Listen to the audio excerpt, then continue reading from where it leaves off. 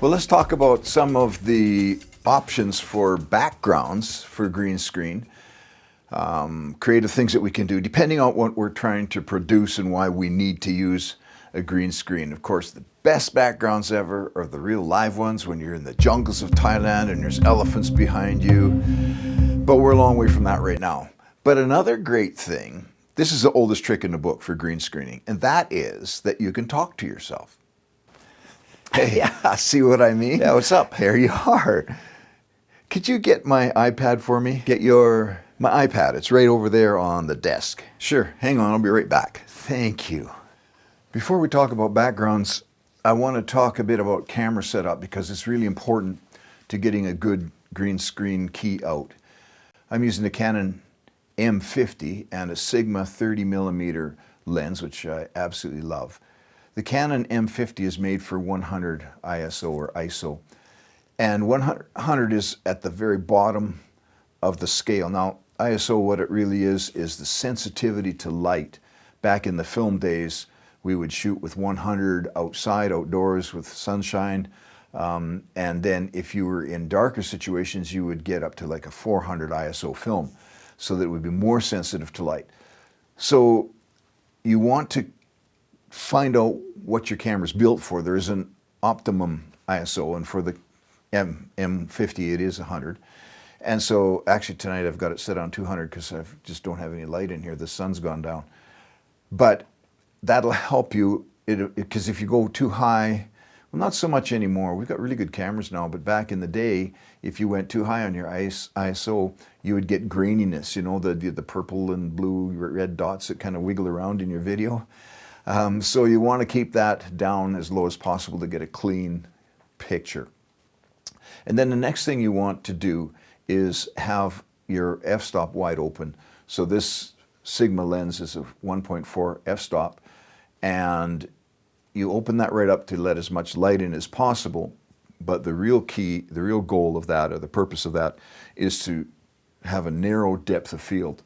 In other words, I'm only in focus maybe from my face to the back of my head. Like there's a very short area where I'm in focus. Anything in front of that or behind that is blurry. If I stick my hand out here, it's blurry. So you want to sit about 5 or 6 feet ahead of the green screen. And that way any blemishes or, you know, even the thread count or whatever will be out of focus on the green screen. So it's better you get a smoother color back there and easier to key out. And then the only other thing is the speed, the shutter speed that you're shooting at. And of course, you got to do this on manual to get these settings to work, right? If it's on automatic, it'll just figure out the best picture for whatever it thinks you're doing. And so right now, I think I'm shooting at 1/30th of a second. And that's kind of slow. You know, if I move my hand or whatever, if I move too much, you'll see me jerking. 1/60th would be better, but because it's low light, and I'm not going anywhere. And the camera's on the tripod, right? Which helps because there's no camera shake. So for backgrounds, now this is a lot of fun. First of all, you need to think about what you're shooting for. Okay, what is the theme of the picture? What is the feel that you want to get? Okay, if you're doing a professor shot, you know, maybe a library background, right, would be good. I wish you were here shot, you know, maybe a beach, right, with the coconut palms blowing in the wind and the waves, you know, coming up on the beach. And I'm kind of missing that right now in the dead of winter here in Canada. Find some very creative ideas that will really help or add to the story that you're trying to tell. So I did that Ephesians course. I did it in a prison, old prison cell, just something I pulled off the internet and and used it, adjusted it, right? And you're going to blur it out again a little bit on the background if you want to, so you don't have to have the best shot in the world. So let's talk about 3 different backgrounds you can use, or 3 ways you can do this. The first one would be video.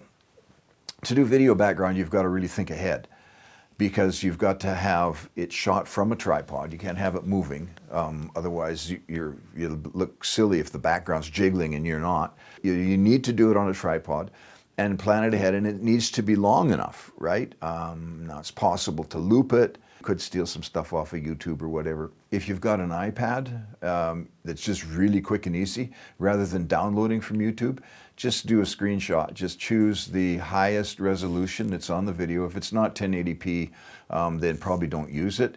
So it's got to be 1080p or 4K or whatever at least on the uploaded video, and then you play the video while you're taking a screenshot, and it just saves it to your photos, and then you can pull it into your Luma Fusion. So that's a real good way to get all kinds of effects. The second kind of background, and this might be the most common one, and that is the still image. But again, you want to make sure that the lighting in your still image matches the lighting on you, on your subject. And it's difficult because we're doing this here with fake lighting, and most of our still images are done with natural lighting. If you were going to do yourself in a sunlit scene, it would be good to have one really bright light shining on here, so there's a dark shadow on the other side, and it makes it look real, right? And then the third one is the motion graphics background, where we will make one. We'll do a project here. But you see this a lot on news channels. You can actually do that live as well. The green screen will work live as well as like we're doing in post, keying it out after. You can key it out while you're going. Let's have a look at a little project here for making a motion video in Luma Fusion, and you can just let your imagination run wild. And this is kind of fun because you can really make something unique and something that speaks to what you are doing and who you are. So the one that we're going to make today, we'll do it with a kind of an international world vision flavor. We'll have our logo working in there somewhere, and you know, maybe a globe and a world and some maps and compasses, whatever going on in the background, that it just really speaks to like Continuum Media, right? Because we bring reports from what God is doing all across the nations of Asia. Well, it's been a long day, so let's go through the details on how to make a motion graphics background in the next video, coming soon.